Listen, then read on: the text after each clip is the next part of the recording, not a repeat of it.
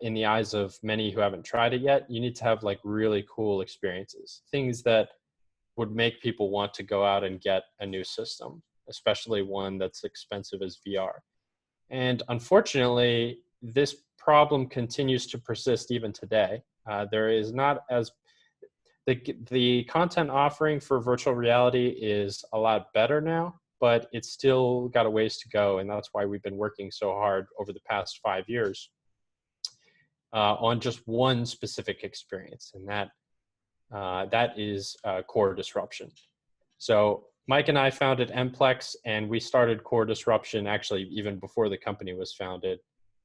Core Disruption is a multiplayer VR tank combat game that tackles some of the biggest issues facing the VR industry today, namely simulation sickness, quality content and visuals in audio, and a low barrier to entry.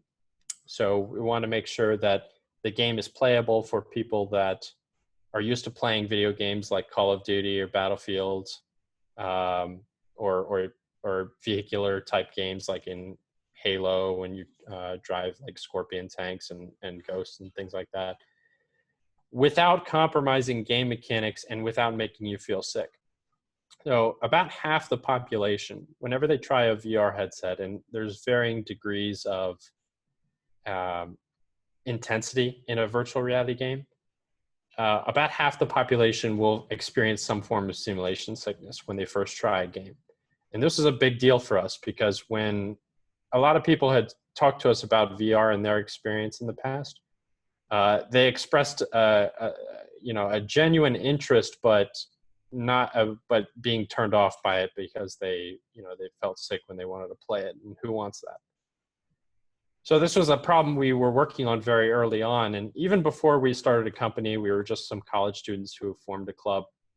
We were trying to figure out what was causing it and why, what we could do to solve it. And we actually do. We have a very good solution for it. It's so good, in fact, that we've gotten that 50% down to about 1%. So like only the most sensitive users will experience some form of motion sickness. And as much as we're passionate about solving it for that last 1% or so, even normal video games sometimes will make people feel motion sick. It's just a fact that some people are a little bit really sensitive to that type of thing. But we think that that's a pretty good mark to hit. The game has also been developed for so long because at first we didn't really know what we were doing. We were lacking in our art skills. So Mike and I were pretty good programmers, Mike being far better than I. But we didn't really have the art team in order to actually make like a high quality visual experience. So I kind of delved a little bit into that early on, and I tried to bring in some art students from Maryland, and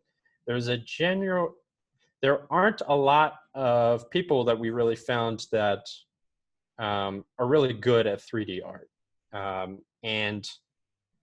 So one of the things that I taught in the club was actually how to 3D model. So like as soon as I learned some of the basics of it, I actually taught some classes kind of in the after hours with the club, because I really wanted to sort of bring the art side of things into the tech community because of how important it is to experiences like this.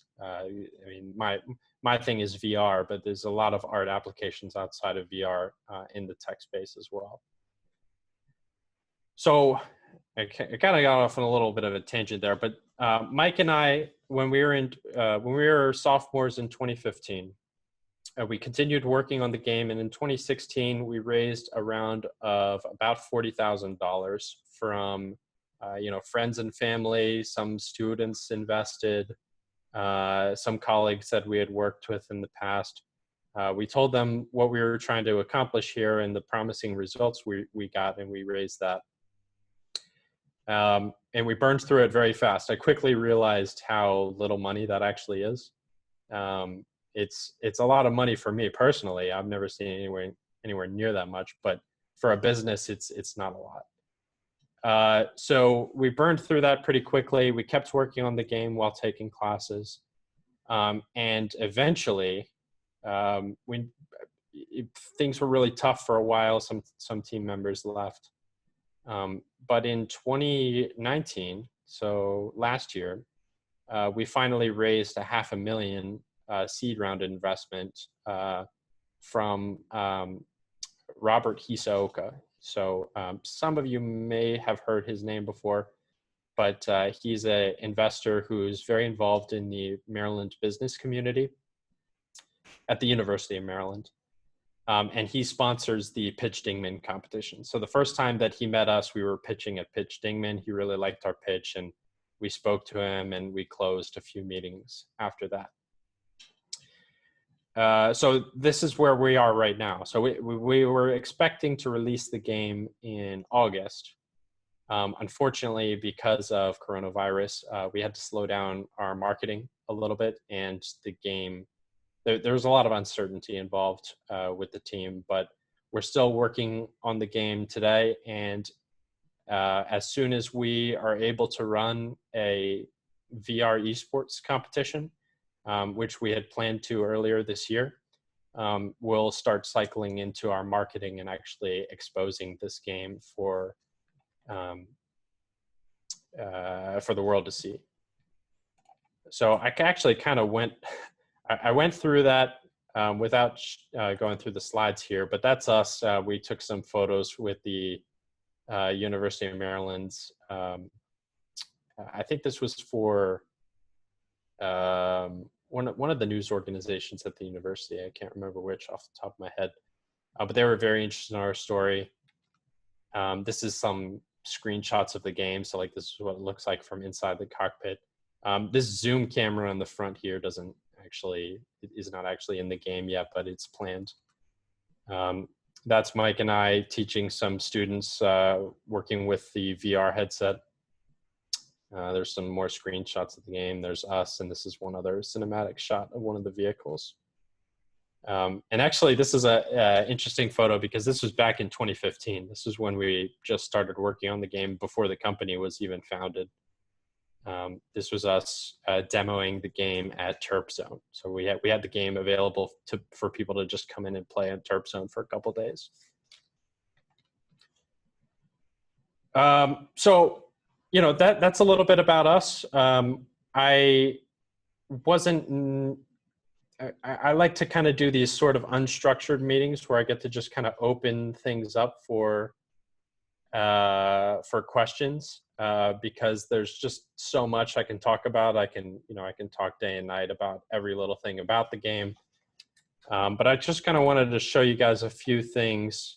And if you want, Brian, I think we'll just do the questions in the Zoom chat. Sure. Yeah. And if anybody has any questions, they're free to ask, and I'll just kind of bounce back and forth between showing things from the game and going over to questions here. So this is Unreal Engine. This is the game engine we use. This is what like our editor looks like. There's a bunch of maps and assets here. You can see some of the game files we can pull in. Like if I wanted to just pull in a vehicle, I could just go to the vehicles folder and drop in a vehicle into the map here, and there it is. I can't play it right now because it's an online only game, and there's some things we have to set up to do that, but we can show some footage of the game, and you'll definitely be able to check out the game being played competitively when the stream is up in a few weeks. This is kind of the first arena map we're going to have for that competition. So it's about a 1.5 miles in diameter, about, I'd say. Just for scale reference, I think you can see some of the vehicles here. Let me see if I can go. There's a person, so that's just kind of gives you a sense of scale for this map here. This is the average adult human male. So that's what that looks like. And there's here's a cinematic shot of one of the shots we're going to be doing for our trailer. So this took a combination of some 3D modeling, some landscape work and some animations. So you can see that just kind of fly, and it's firing while it's jumping in midair. It's supposed to be like kind of a action shot. And I actually did all of that. So I'm not the best 3D modeler on the team by any stretch of the imagination. But what I like to do is kind of prototype these types of shots so that the artists that are kind of focused on this type of thing, they can make it look really good once in the final cut. But that's kind of just what that looks like. So in case you were curious, I do a little bit of 3D modeling, and you can kind of see what a model looks like when it first starts. So like this is one of the vehicles back when like day one, when I was trying to figure out what would a hovercraft look like.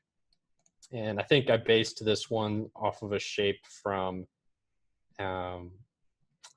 Hydro Thunder, the game. Like there was this arcade game with speedboats, and there was this one boat called the Rad Hazard, and I just really liked the shape, so I wanted to kind of base that off of it. So this is what it looked like day one. Let me see if I have a more advanced model of it now. And this is what it looks like now. It looks a little weird as a 3D model, but once it's in the engine and with the normal map set up, it looks a little bit better. So I can actually show you guys what it actually looks like in game. So there it is. Yeah. So you can kind of just see a little bit of the evolution from like starting out. It doesn't really look like anything that impressive, but the idea is there. Going to this where I'm adding a lot of details, and you can see the tries and stuff here, and then what it looks like once it's textured with Substance Painter. It could look like that. And this isn't even the final cut of that either. This is going to be redone to be a kind of higher quality asset to look on the same scale as this. Let me see if I can pull up the Warhawk here. This. It actually looks a little bit basic, but that's because it's using a more basic texture. But this is like this is like the full potential of a 3D artist game ready asset would look like.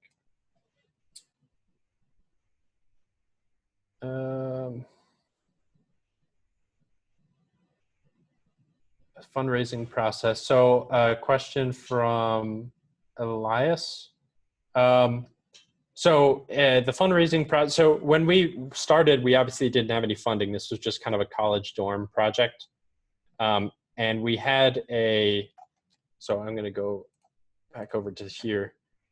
So this right here, you can actually see there's a screenshot of the game. It's really blurry, but you can kind of see what the inside of the cockpit looked like back then. This was just when it was like, we had no funding when we had this. And we just demoed the game at Terp Zone and had this sort of news story written about us. And from there, we kind of established a little bit of credibility with some of our colleagues. Like we showed that we were very serious about it. And everyone can see this, right? I see somebody else is saying that there's a little bit of lag on the stream. Yeah, it's fine, but it's good. It's good. Okay. Yeah, so it didn't look great, but it was something, right? It showed that we had the capability of building, a gaming experience, because at this time this was playable. We could shoot at other tanks. At the time they were just bots, and we were, the passion that both Mike and I had was felt by a lot of our friends and our colleagues, and everyone just kind of put in a little bit of money. So some students even that we knew, they put in like $500 or $1,000. Obviously not everyone's in that position to do that, so we never pressured any of our close friends or anything like that. But it just like, if they expressed some interest and we said this could be an investment opportunity, we're trying to solve some problems in the VR industry, and I just kind of went through my whole pitch. We raised the 40,000 all from like small investments of $500 or $1,000 at a time. I think at the time, the biggest single investment was 5K, which came from my mom's friend, right? Just like my mom knew a guy who likes to invest in like really early stuff. And he was just, he loved it. So he invested that as well.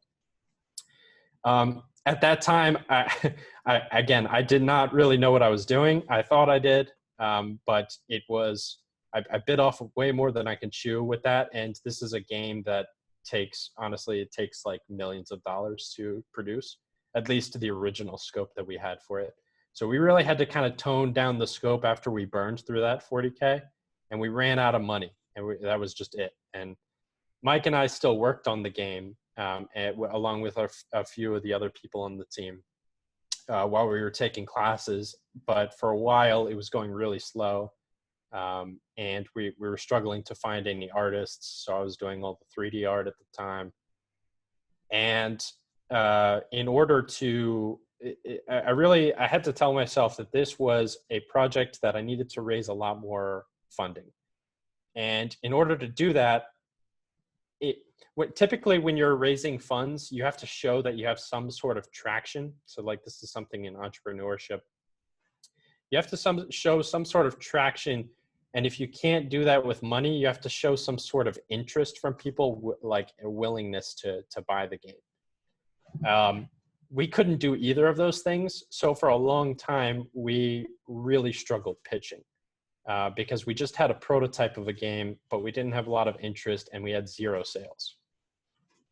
So for us to actually successfully raise $500,000, for a while I thought I was crazy and that I wasn't going to be able to do it. But we just kept trying, and it took 3 years before someone finally bit. And the way it all began was we got involved with the Pitch Dingman competition. So Pitch Dingman at Maryland is a pitching competition that's run by the business school. And by the way, the business school at Maryland is actually pretty good. They are very catering for early entrepreneurship. And if you're ever like thinking about starting a business too, it's a great resource. But they wanted us to pitch at the pitch competition, and that competition had a scoring system. So if you wanted to place in the top 5 competitors and place and come in first place, you got $15,000 of just straight up cash. Like you don't need to trade any equity for anything. So we were obviously interested in that, but that wasn't enough. We had already raised 40K and realized how little that actually was. So instead of trying to win the competition, in a sense, I actually reformatted the pitch a little bit to get interest from an investor, like from a large investor. So we included things in the pitch that you wouldn't normally include, just to score the maximum points on the scorecards you're given. But it was to actually get somebody interested in buying the game. So a lot of the things that I talked about was solving the VR simulation sickness problem, and our results with that, and just some like really shiny graphics for the game. In fact, you could probably find my pitch somewhere on Panopto. I'll see it with STEM if I can pull that up and you guys can see that. It wasn't the best pitch in the world, but the important things that investor wanted to hear, he heard. And so that's when we got into a meeting with him, and I continued to go through all the points about addressing the problems with sickness, and the scope of the game and how much we had built already at that point. And he believes us, I guess. So that's kind of how that process went. But it definitely, if you're interested in learning about the details, because there's a million points along the way that were just very important, you can always email me and we can talk about it. I'll include my email as well if you guys want to reach out.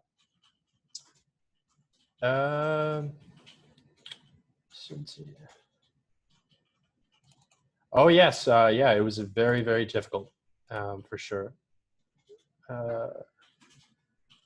back here. Do I wish I'd done anything differently? Oh, there's millions of things that I wish I'd done differently.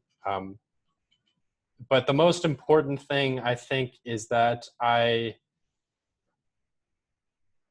was so single-minded in my sort of quest to build this game that I sometimes put people's feelings as a second thought on the team, because there were some people that were working on the game. They were working really hard, and I wasn't always as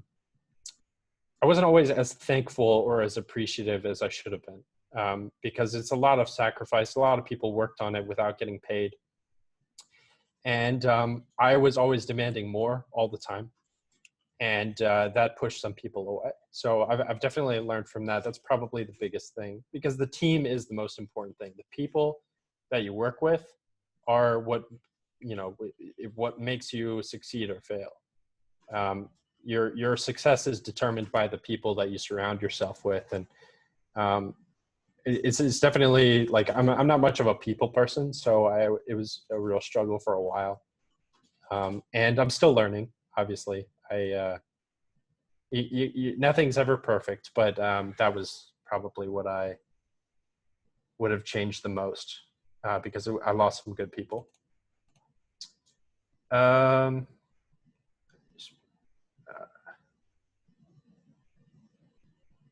I started a Kickstarter. Yeah, I mean, we were thinking about doing Kickstarter. The problem with that is that you create a lot of expectations from a lot of people early on. And and you can kind of see what that does to some of the other failed projects. So like there are some Kickstarters that successfully raise a bunch of money and then they never come out with the game or come out with the product. And this is actually fairly common, and it's because there are so many demands that are made that it pulls the developers in all sorts of different directions, and they get stretched out too thin. And a lot of them will realize the same thing I realized, is that the money that they initially thought that they would raise isn't enough to actually achieve what they wanted to achieve, and the project fails. So that's kind of why we were avoiding Kickstarter. We were thinking about doing it again in this year because of coronavirus and how that kind of set us back. But it was the same sort of issues.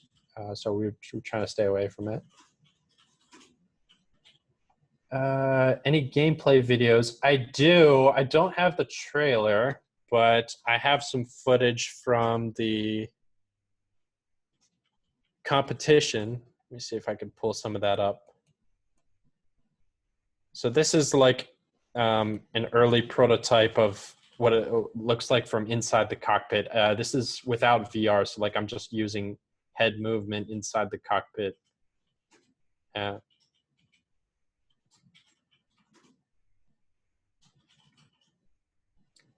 The audio is being played from the video, and I thought somebody was asking me something in Zoom. Yeah, so this is like some footage of like some earlier testing. This is actually before the competition, what one of the vehicles looked like. And this was I think this was the map that the competitors played on back in February. So that's what that looks like. Oh yeah, there you go. So, I mean, pretty bare bones. I don't know if you guys are picking up the audio, but this is what it looked like in February.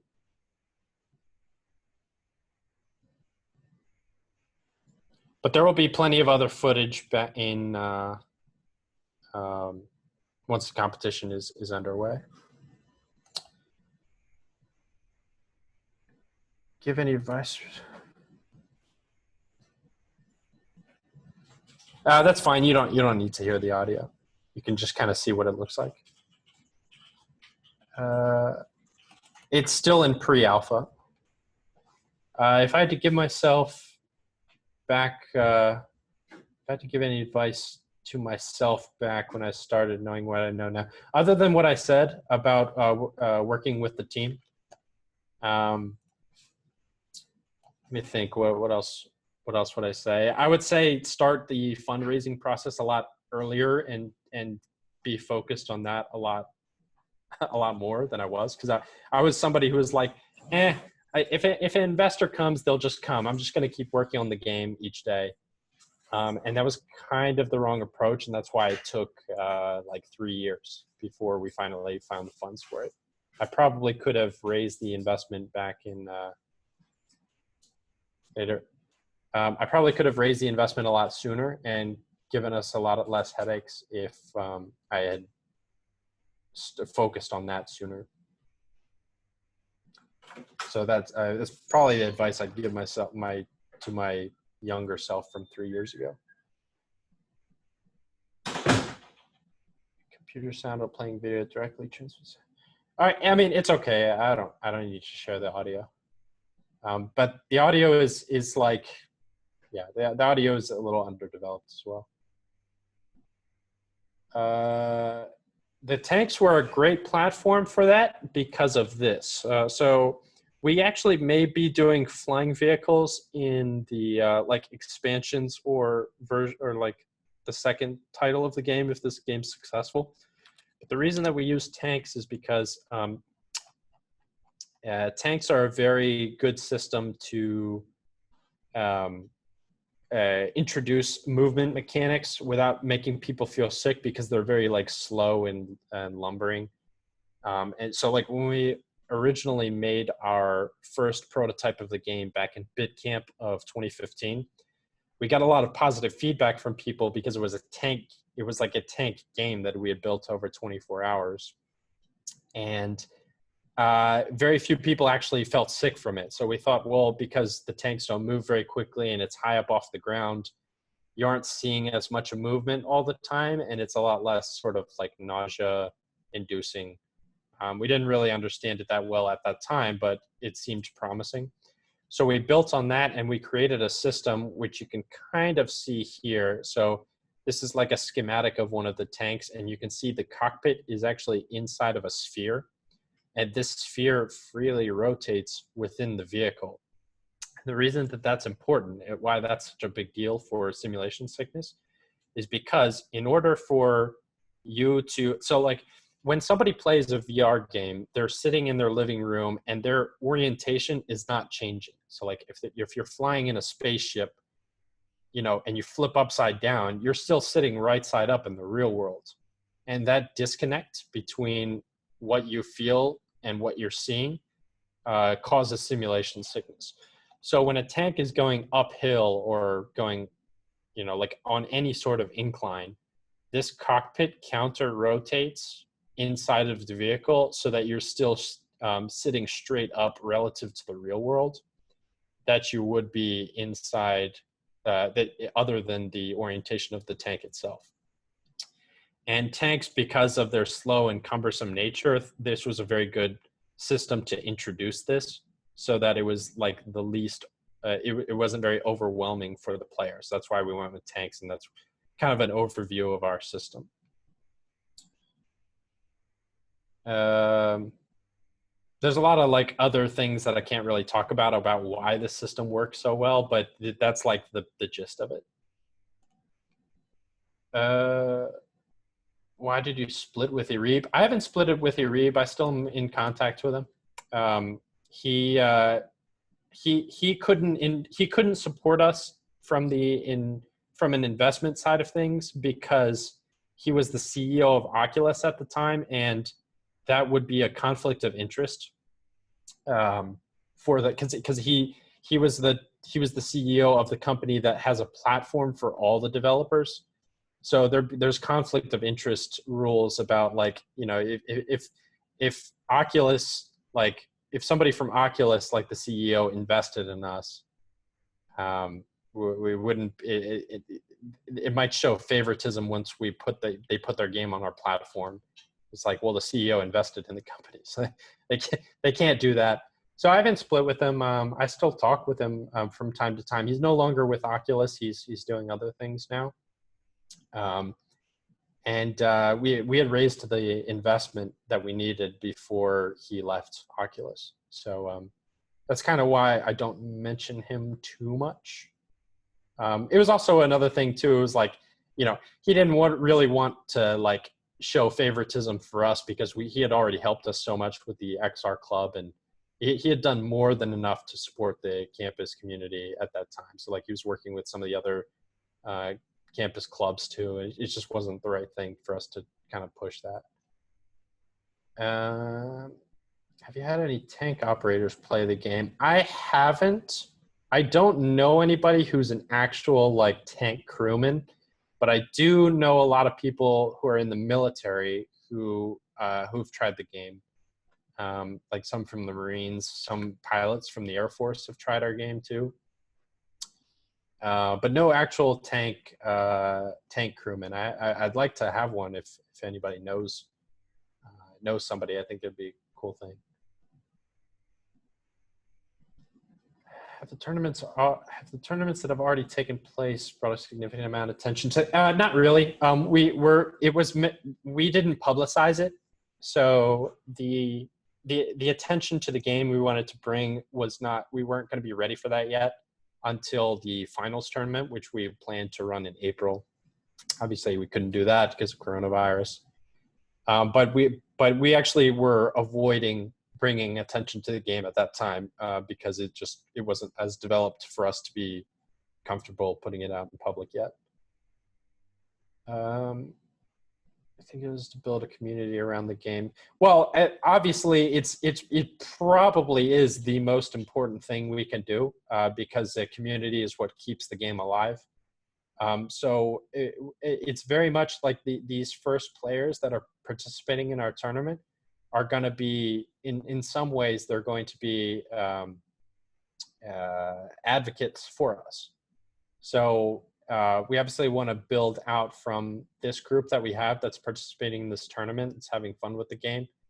But we also plan on reaching out to communities that kind of fall in this similar sort of game ecosystem, like Halo, a Mech Warrior. There's a lot of appeal from like mecha games because the perspective is very similar, and the VR community. So the existing community that plays VR games as well. Channels are we going to mark out? We haven't decided yet where exactly we're going to market because there's just some uncertainty with the budget. So like we may push some. Like obviously we're going to go some traditional routes where we'll do some inorganic advertising on social media platforms, but we don't know yet.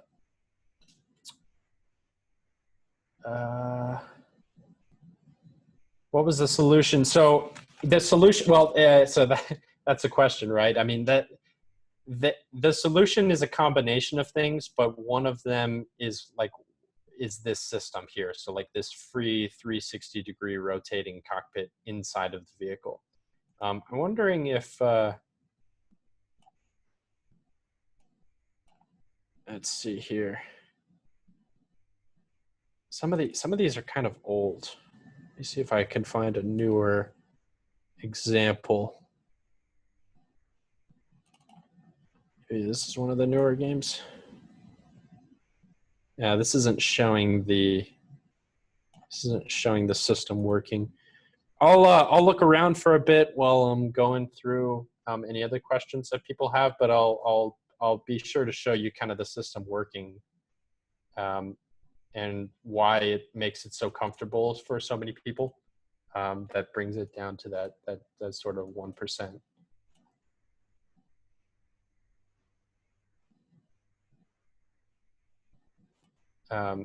Yeah, like some of it's confidential, but this is like the main meat of it is the system, and that's not something we're keeping a secret. All right, guys. Well, if you have any other questions, now's the time to ask. I'll put my email in the chat here. I have a question. If anybody else wants to like talk about anything for me, I'm always down to help. Like if you're trying to start a business of your own, or if you're trying to make some art assets and you don't know where to start with that, making stuff like these. Like I'm really into the vehicle side of things, but a lot of our artists work on the environment too. feel free to just message me. Brian, you had something? Yeah, I was about to say, did you have any like upcoming updates or anything that you'd want to talk about when it came to the game? Like maybe some big key moment, like things that The you're gonna be developing soon? the only thing I'd want to mention right now is the tournament. What we'll be sending out information about the tournament, and you guys can tune into that. And at that tournament, I'll be kind of switching off and on between matches, and I'll be talking about some of the big updates for the Okay. game and some information. So that's where I'd like to do it. Cool. In my full time, absolutely. I've actually, even when I was a college student, I was putting in more than 50 hours a week on the game. Uh, there were a couple of weeks during 2016 where I was doing 100 hours a week. That was when I was an absolute lunatic. So I'm definitely not doing that now. But yeah, I'm full time. You're trying to get picked up by Microsoft or Bethesda. I don't. Obviously, we don't have any. We don't have any player base, so they're not going to really take us seriously. But we're open to acquisition. I prefer to stay independent, but I'm not opposed to if there's a studio that's particularly interested in us and they have a way to get us to make better games for the community, then I'm open to it. How was trying to balance school with that? Well, for me, it was much more difficult than it was for Mike. I had to take a break from school because I couldn't successfully balance it. But that would be a great question to ask Mike because he was successfully able to do it, and he worked just about as much as I did. And managed to graduate on time with a computer science degree. So that's a great question for him, because I couldn't really do it. That's just the truth. Hey, Galen, do you mind if we open the voice comms and have people ask you questions in real No, time? not at all. It's up to you guys. Okay, cool. I'm cool with whatever. Yeah, I opened up the permission for people to mute themselves. Obviously, be respectful. Don't interject in someone else's questions, but feel free to ask Galen questions. Tom, I'll look for some gameplay footage that's more recent.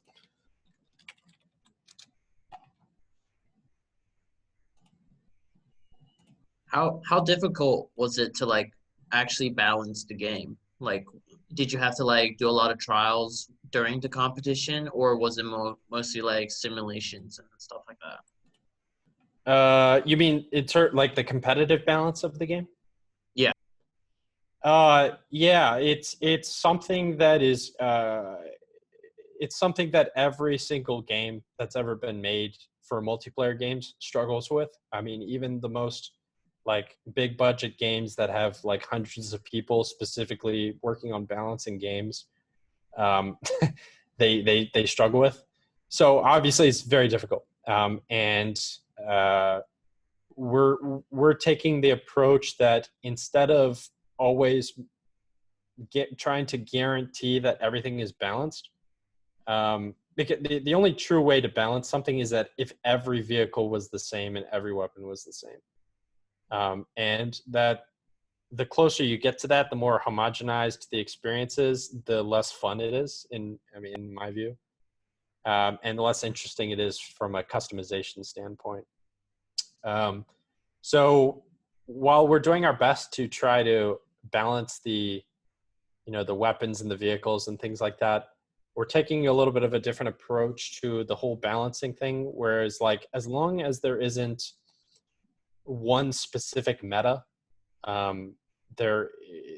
we're okay with people trying to just adapt and overcome if there's some sort of setup that's particularly strong for certain situations, but by just making the weapons so much different from each other, so that your play style and the weapons you pair it with are going to matter a lot more than if you're bringing a particular powerful weapon and vehicle setup. But yeah, I mean, it's very difficult, and we're getting feedback from the competitors all the time on trying to more closely balance the game so that not everyone's using the same thing. I have a question. What's up? So, hold on. Got some feedback. Okay, I think we're good. Okay. At what point during growing your business did you really feel like giving up? Oh man. Well, there was a point that I mean, it's there was a lot of times where I just didn't like if it suffered from imposter syndrome, and I didn't think that I was gonna we were gonna make it. And not to say that we have made it now. Like this is still never generated a penny of revenue. Like we haven't done, we haven't launched any products yet. So while I certainly haven't made it now, there were times where I just didn't think that it was going to be possible. And I think the biggest moment was back in like after we had burned through that initial 40K that we raised, when that went down to zero, and that like more than half the team just stopped working on the game. In fact, it was pretty much the whole team except Mike and I. And even Mike was kind of getting bogged down with school. Like he really had to like focus on school for a little while. So he wasn't even really working on the game. There were a couple of weeks where I was the only one that was doing anything with it. And I don't know why I continued to work on it, because it was a very difficult period. And I was, there were times where I was just lying down in the lab, like in a ball, just because I was just felt so defeated. But I just said that, there's so many things that I didn't accomplish that I've wanted to accomplish. And this is kind of one of the last this was one of those things that I didn't really have any other options to go to after this. I'm not really going to get into the details of that, but I didn't really have any other way to get out other than make this work somehow. So I just forced myself to keep going with it. I said, no matter what, I'm either going to get this game done, or I'm going to die, or I'm going to get it done. And I don't know why I'm like that, but it was just, at the time I was questioning my own sanity. But I had made a promise to a lot of people that had given some money for me, and I wanted to make it work for them. And I wanted to actually finish something that I started. So I think it was a combination of just like recent failures in the past and just not wanting to fail this time, and having really no other options left. You must have been pretty determined too, right? Yeah, I mean, yeah. I can't speak for other people, but it just I don't think a lot of people would have been capable of working the way that I'd worked, especially at that time. But it was I mean, this was over a short period of time where I was like that. Most of the time there were plenty of people on the team. There was one time where we had 20 developers that were all working almost every day on it. And they were going unpaid. So it's just like knowing that you've created something with a lot of different people, and it's like your dream to do it, is very motivating. So like the work doesn't even really feel like work when it feels like you're building the dream, It's very emotional, Now. Yeah.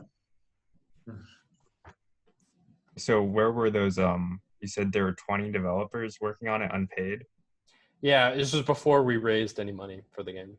Were these like other students or? Yeah. Okay. They were other students that we knew from the VR club. So like at the, we were running the VR club, and it was a good way for us to try to find people who had mutual interests with us to make VR games. And this is just a project that, you know, I just offered it to anybody who's like, hey, we're working on this big project, and you know, if you want to join, we've seen like some of the things that you've done with the club already, and this is kind of something that you can. I kind of also like offered it as like something you can put on your resume too, so like people can get out of the trap of you know, I can't get a job because I don't have experience, because I can't get a job because I don't have experience. This is a really good entry point for a lot of people. So a lot of the developers that have worked with us got really good jobs in the games industry after that, because they were able to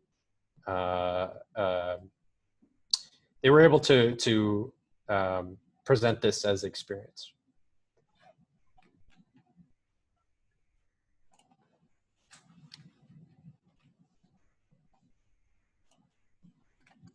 How many of those 20 developers later on got a job in the games industry?